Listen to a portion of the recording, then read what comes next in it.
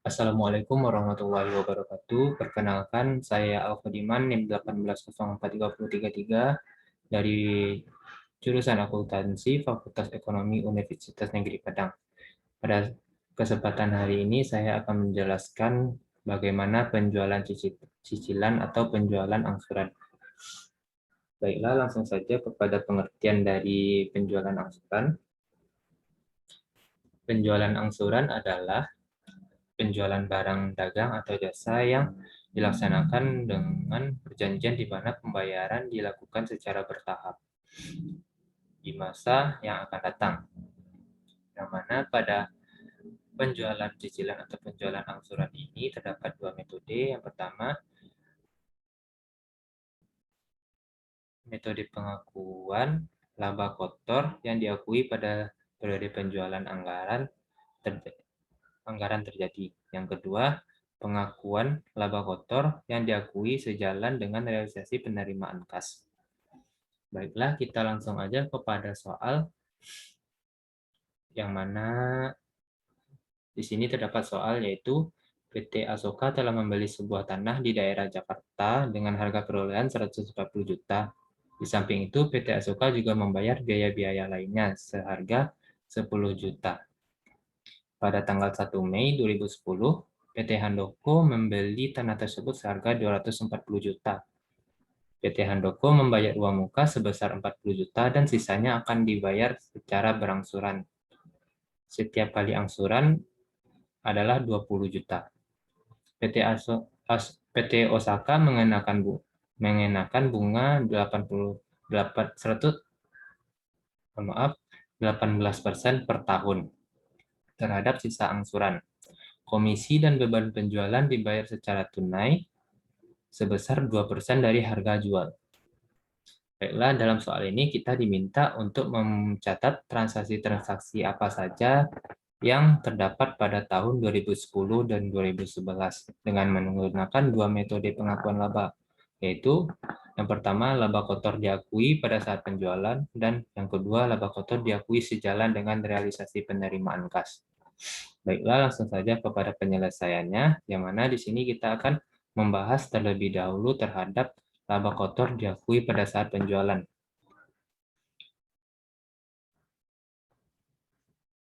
Pada tanggal 1 Mei 2010 terdapat penjualan tanah yang mana narasinya adalah PT Handoko membeli tanah tersebut seharga 240 juta.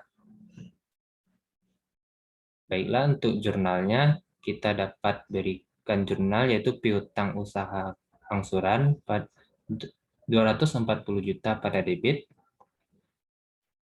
tanah 180 juta pada kredit, dan laba atas penjualan 60 juta pada kredit. Selanjutnya dengan tanggal yang sama, yaitu 1 Mei 2010, terdapat penerimaan uang kas. Yang mana untuk narasinya adalah PT Handoko membayar uang muka sebesar 40 juta. Baiklah, untuk jurnalnya adalah kas 40 juta pada pada debit, dan piutang usaha angsuran 40 juta pada kredit. Selanjutnya dengan tanggal yang sama, yaitu 1 Mei 2010, terdapat pembayaran komisi dan beban penjualan, yang mana narasinya adalah beban komisi dan beban penjualan dibayar tunai sebesar 2% dari harga jual, yaitu 2% dari 240 juta rupiah. Baiklah, untuk jurnalnya adalah beban komisi dan penjualan 4.800.000 pada debit dan kas 4.800.000 pada kredit. Selanjutnya, pada tanggal 1 November 2010 terdapat pembayaran angsuran pertama dan bunga. Ya, dengan jurnal yaitu kas seharga 38 juta pada debit dan piutang usaha angsuran 20 juta pada kredit dan pendapatan bunga 18 juta pada kredit. Angka dari pendapatan bunga tersebut terdapat dari 6/12 kali 18% kali 200 juta. Selanjutnya, untuk akhir tahun 2010 atau pada tanggal 31 Desember 2010 terdapat jurnal penyesuaian bunga, yang mana di sini jurnalnya adalah piutang bunga sebesar 5.400.000 pada debit dan pendapatan bunga 5.400.000 pada kredit. Dan angka untuk 5.400.000 berasal dari 2 per 12 kali 18% kali 180 juta. Dan untuk realisasi laba kotor pada tahun 2010, untuk metode ini tidak ada jurnal. Dan selanjutnya, jurnal penutup pada akhir tahun 2010 atau 31 Desember 2010, terdapat jurnal yaitu laba atas penjualan tanah sebesar 60 juta pada debit, pendapatan bunga 23.400.000 pada debit, dan beban komisi dan penjualan 4.800.000 pada kredit, dan ikhtisar laba rugi 78.600.000 pada kredit. Selanjutnya, kita masuk kepada tahun 2011 atau pada tanggal 1 Januari 2011 terdapat jurnal balik. Yang mana jurnal balik ini terdapat jurnalnya yaitu pendapatan bunga sebesar 55.400.000 pada debit dan piutang bunga 5.400.000. Selanjutnya, pada tanggal 1 Mei 2010 terdapat angsuran lagi, penerimaan angsuran dan bunga, yang mana untuk jurnalnya yaitu kas 36.200.000 pada debit, piutang usaha angsuran 20 juta pada kredit, dan pendapatan bunga 16.200.000 pada kredit. Dan angka 16.200.000 ini berasal dari 6 per 12 kali 18% kali 180 juta. Dan kenapa 180 juta? Karena disebabkan sebelumnya telah ada angsuran, yang mana setiap angsuran itu berkurang 20 juta. Dan untuk 6 per 12 ini maksudnya adalah untuk angsurannya dibayar 1 kali selama 6 bulan. Dengan arti lain, pembayaran angsuran itu sekali 6 bulan. Dan selanjutnya,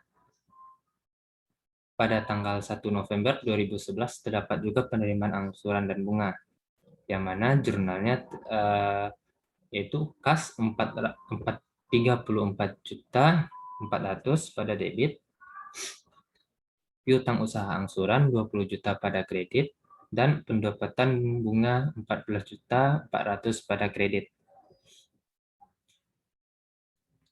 Selanjutnya, untuk akhir tahun 2011 atau tanggal 31 Desember 2011 terdapat jurnal penyesuaian bunga, yaitu untuk jurnalnya piutang bunga 4.200.000 dan pendapatan bunga 4.200.000 pada kredit. Angka 4.200.000 ini berasal dari 2 per 2%, 2 per 12 kali 18% kali 140 juta. Selanjutnya, untuk realisasi laba kotor untuk pada metode ini masih tidak ada jurnal. Dan selanjutnya langsung kepada jurnal penutup, yaitu untuk jurnalnya pendapatan bunga 29.400.000 pada debit dan ikhtisar laba rugi 29.400.000 pada kredit. Baiklah, itu untuk laba kotor yang diakui pada saat penjualan. Selanjutnya kita menuju kepada metode laba kotor diakui sejalan dengan realisasi penerimaan kas. Tidak jauh beda dengan penerimaan pada metode sebelumnya, yaitu metode laba kotor diakui pada saat penjualan. Akan tetapi di sini ada beberapa hal yang membedakan.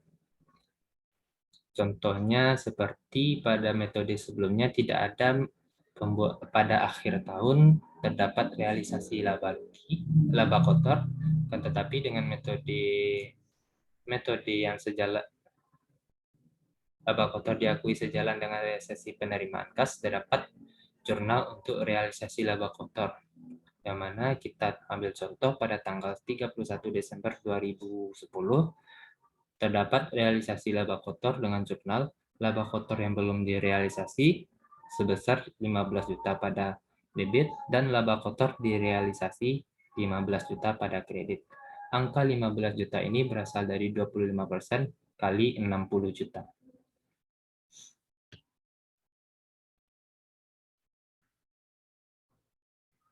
Baiklah, untuk jurnalnya bisa dilihat satu persatu.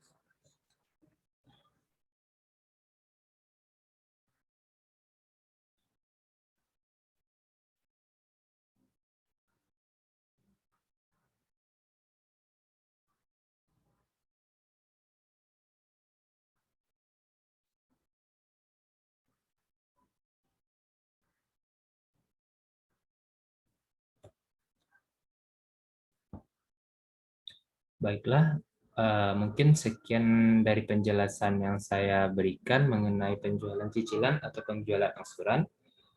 Jika terdapat kesalahan atau hal yang membuat penjelasan saya tidak dimengerti atau salah, mohon maaf sebelumnya karena saya masih belajar. Mungkin saya akhiri dengan wabillahi taufiq wal hidayah. Wassalamualaikum warahmatullahi wabarakatuh.